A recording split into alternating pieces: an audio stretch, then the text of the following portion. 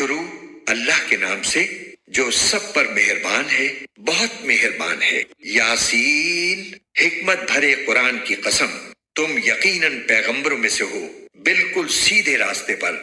یہ قرآن اس ذات کی طرف سے اتارا جا رہا ہے جس کا اقتدار بھی کامل ہے، جس کی رحمت بھی کامل، تاکہ تم ان لوگوں کو خبردار کرو جن کے باپ دادوں کو پہلے خبردار نہیں کیا گیا تھا، اس لیے وہ غفلت میں پڑے ہوئے ہیں۔ حقیقت یہ ہے کہ ان میں سے اکثر لوگوں کے بارے میں بات پوری ہو چکی ہے، اس لیے وہ ایمان نہیں لاتے۔ ہم نے ان کے گلوں میں طوق ڈال رکھے ہیں جو ٹھوڑیوں تک پہنچے ہوئے ہیں، اور اس وجہ سے ان کے سر اوپر کو اٹھے رہ گئے ہیں، اور ہم نے ایک آڑ ان کے آگے کھڑی کر دی ہے اور ایک آڑ ان کے پیچھے کھڑی کر دی ہے، اور اس طرح انہیں ہر طرف سے ڈھانک لیا ہے، جس کے نتیجے میں انہیں کچھ سجائی نہیں دیتا۔ اور ان کے لیے دونوں باتیں برابر ہیں، چاہے تم انہیں خبردار کرو یا خبردار نہ کرو، وہ ایمان نہیں لائیں گے۔ تم تو صرف ایسے شخص کو خبردار کر سکتے ہو جو نصیحت پر چلے اور خدائے رحمان کو دیکھے بغیر اس سے ڈرے۔ چنانچہ ایسے شخص کو تم مغفرت اور باعزت اجر کی خوشخبری سنا دو۔ یقیناً ہم ہی مردوں کو زندہ کریں گے، اور جو کچھ عمل انہوں نے آگے بھیجے ہیں ہم ان کو بھی لکھتے جاتے ہیں، اور ان کے کاموں کے جو اثرات ہیں ان کو بھی۔ اور ہم نے ایک واضح کتاب میں ہر چیز کا پورا احاطہ کر رکھا ہے۔ اور اے پیغمبر، تم ان کے سامنے ایک بستی والوں کی مثال پیش کرو جب ان کے پاس رسول آئے تھے۔ جب ہم نے ان کے پاس شروع میں 2 رسول بھیجے تو انہوں نے دونوں کو جھٹلا دیا، پھر ہم نے ایک تیسرے کے ذریعے ان کی تائید کی، اور ان سب نے کہا کہ یقین جانو ہمیں تمہارے پاس رسول بنا کر بھیجا گیا ہے۔ انہوں نے کہا تمہاری حقیقت اس کے سوا کچھ بھی نہیں کہ تم ہم جیسے ہی آدمی ہو، اور خدائے رحمان نے کوئی چیز نازل نہیں کی ہے اور تم سراسر جھوٹ بول رہے ہو۔ ان رسولوں نے کہا ہمارا پروردگار خوب جانتا ہے کہ ہمیں واقعی تمہارے پاس رسول بنا کر بھیجا گیا ہے، اور ہماری ذمہ داری اس سے زیادہ نہیں ہے کہ صاف صاف پیغام پہنچا دیں۔ بستی والوں نے کہا ہم نے تو تمہارے اندر نحوست محسوس کی ہے، یقین جانو اگر تم باز نہ آئے تو ہم تم پر پتھر برسائیں گے، اور ہمارے ہاتھوں تمہیں بڑی دردناک سزا ملے گی۔ رسولوں نے کہا تمہاری نحوست خود تمہارے ساتھ لگی ہوئی ہے، کیا یہ باتیں اس لیے کر رہے ہو کہ تمہیں نصیحت کی بات پہنچائی گئی ہے؟ اصل بات یہ ہے کہ تم خود حد سے گزرے ہوئے لوگ ہو۔ اور شہر کے پرلے علاقے سے ایک شخص دوڑتا ہوا آیا، اس نے کہا اے میری قوم کے لوگوں، ان رسولوں کا کہنا مان لو، ان لوگوں کا کہنا مان لو جو تم سے کوئی اجرت نہیں مانگ رہے اور وہ صحیح راستے پر ہیں۔ اور بھلا میں اس ذات کی عبادت کیوں نہ کروں جس نے مجھے پیدا کیا ہے، اور اسی کی طرف تم سب کو واپس بھیجا جائے گا۔ بھلا کیا اسے چھوڑ کر میں ایسوں کو معبود مانوں کہ اگر خدائے رحمان مجھے کوئی نقصان پہنچانے کا ارادہ کر لے تو ان کی سفارش میرے کسی کام نہ آئے اور نہ وہ مجھے چھڑا سکیں۔ اگر میں ایسا کروں گا تو یقیناً میں کھلی گمراہی میں مبتلا ہو جاؤں گا۔ میں تو تمہارے پروردگار پر ایمان لا چکا، اب تم بھی میری بات سن لو۔ آخر کار بستی والوں نے اس کو قتل کر دیا، اور اللہ تعالیٰ کی طرف سے اس سے کہا گیا کہ جنت میں داخل ہو جاؤ۔ اس نے جنت کی نعمتیں دیکھ کر کہا کاش میری قوم کو معلوم ہو جائے کہ اللہ نے کس طرح میری بخشش کی ہے اور مجھے باعزت لوگوں میں شامل کیا ہے۔ اور اس شخص کے بعد ہم نے اس کی قوم پر آسمان سے کوئی لشکر نہیں اتارا، اور نہ ہمیں اتارنے کی ضرورت تھی۔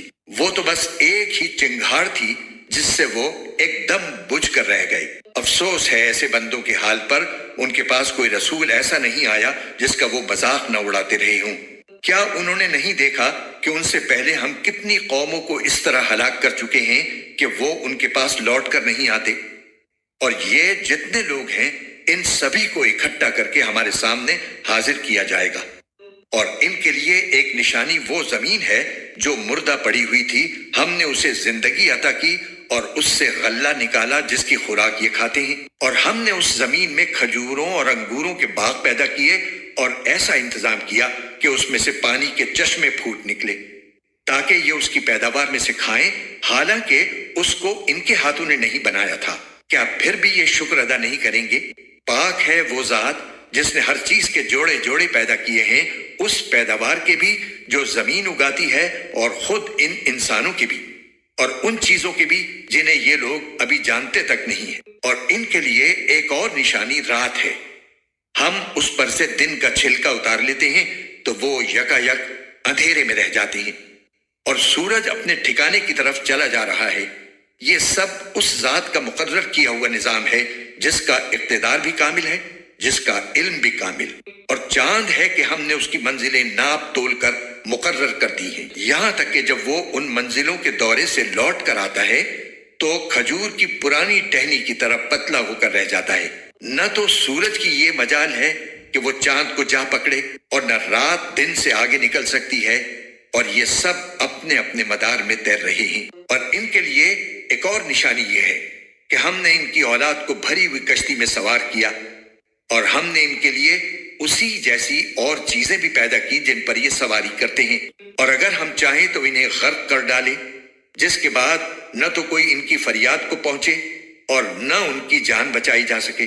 لیکن یہ سب ہماری طرف سے ایک رحمت ہے اور ایک معین وقت تک زندگی کا مزہ اٹھانے کا موقع ہے جو انہیں دیا جا رہا ہے۔ اور جب ان سے کہا جاتا ہے کہ بچو اس عذاب سے جو تمہارے سامنے ہے اور جو تمہارے مرنے کے بعد آئے گا تاکہ تم پر رحم کیا جائے، تو وہ ذرا کان نہیں دھرتے، اور ان کے پروردگار کی نشانیوں میں سے کوئی نشانی ایسی نہیں آتی جس سے وہ منہ نہ موڑ لیتے ہوں۔ اور جب ان سے کہا جاتا ہے کہ اللہ نے تمہیں جو رزق دیا ہے اس میں سے غریبوں پر بھی خرچ کرو، تو یہ کافر لوگ مسلمانوں سے کہتے ہیں کہ کیا ہم ان لوگوں کو کھانا کھلائیں جنہیں اگر اللہ چاہتا تو خود کھلا دیتا۔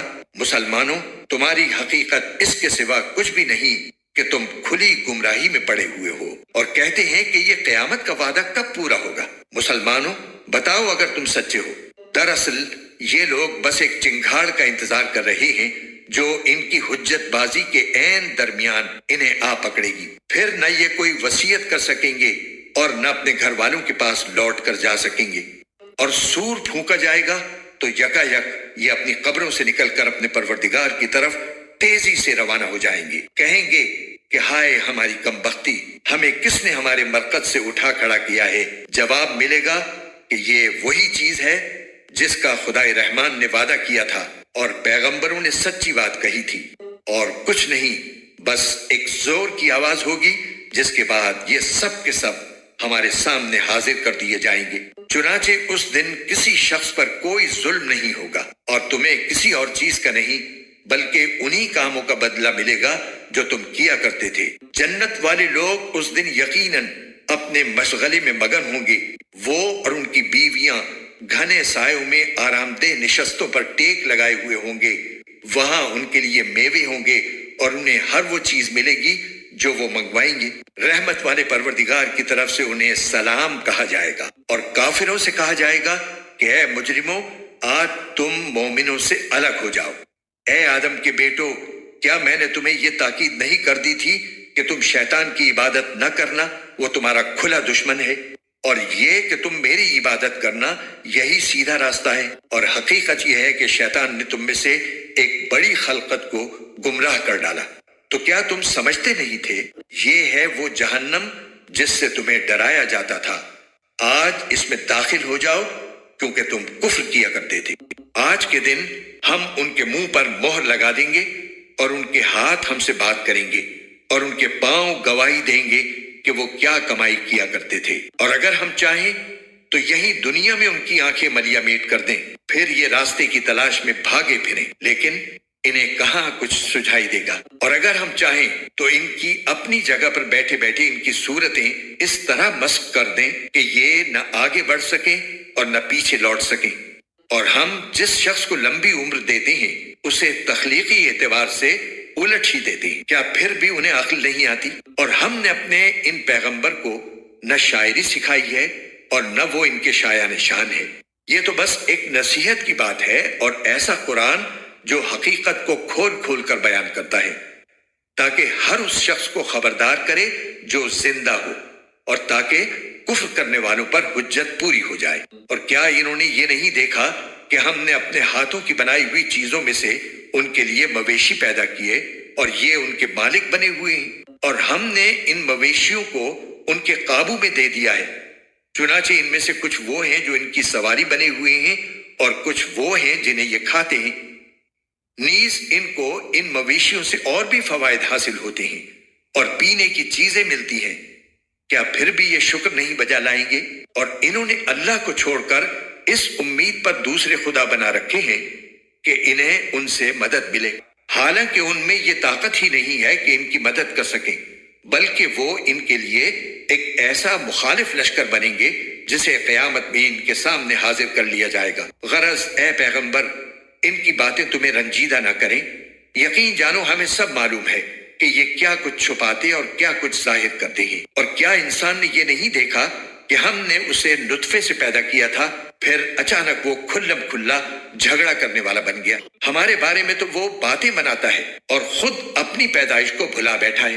کہتا ہے کہ ان ہڈیوں کو کون زندگی دے گا جبکہ وہ گل چکی ہوں گی؟ کہہ دو کہ ان کو وہی زندگی دے گا جس نے انہیں پہلی بار پیدا کیا تھا، اور وہ پیدا کرنے کا ہر کام جانتا ہے۔ وہی ہے جس نے تمہارے لیے سرسبز درخت سے آگ پیدا کر دی ہے، پھر تم ذرا سی دیر میں اس سے سلگانے کا کام لے لیتے ہو۔ بھلا جس ذات نے آسمانوں اور زمین کو پیدا کیا ہے، کیا وہ اس بات پر قادر نہیں ہے کہ ان جیسوں کو دوبارہ پیدا کر سکے؟ کیوں نہیں؟ جبکہ وہ سب کچھ پیدا کرنے کی پوری مہارت رکھتا ہے۔ اس کا معاملہ تو یہ ہے کہ جب وہ کسی چیز کا ارادہ کر لے تو صرف اتنا کہتا ہے کہ ہو جا، بس وہ ہو جاتی ہے۔ غرض پاک ہے وہ ذات جس کے ہاتھ میں ہر چیز کی حکومت ہے، اور اسی کی طرف تم سب کو آخر کار لے جایا جائے گا۔